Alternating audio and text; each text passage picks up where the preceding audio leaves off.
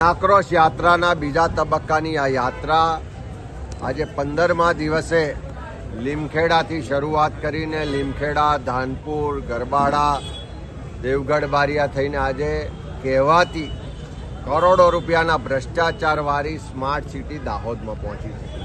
આ દાહોદ ખાતે બધા જ વર્ગ વિસ્તારના લોકો, એ લારી ગલ્લા પાથરણાવાળા હોય, સામાન્ય મધ્યમ વર્ગના લોકો હોય, વેપારીઓ હોય, બધા જ લોકો આક્રોશ સાથે કહે છે કે સ્માર્ટ સિટીના નામે આ ભારતીય જનતા પાર્ટીના શાસકોએ દાહોદ શહેરમાંથી કરોડો રૂપિયાનો ભ્રષ્ટાચાર કર્યો।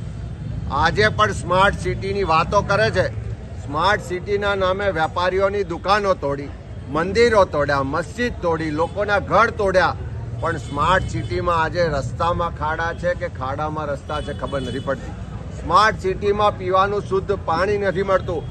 રખડતા ઢોરને કારણે રોજ અકસ્માતો થાય છે।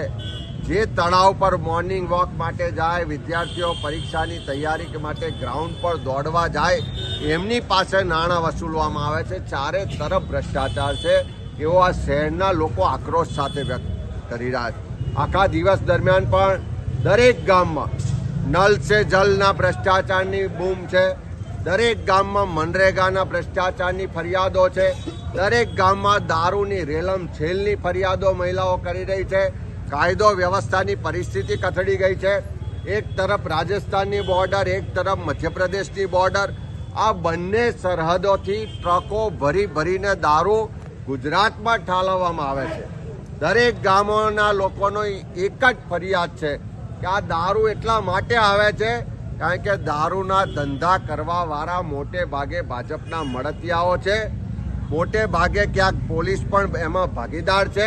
અને કેટલી જગ્યાએ તો એવી રજૂઆત મળી કે આ બોર્ડર જ્યારે ક્રોસ કરીને દારૂ ગુજરાતમાં આવે છે ત્યારે પોલીસ જ એને એસ્કોર્ટ કરીને ગુજરાતમાં ઘુસાડે છે। ત્યારે ચારે બાજુ લોકોમાં આક્રોશ છે।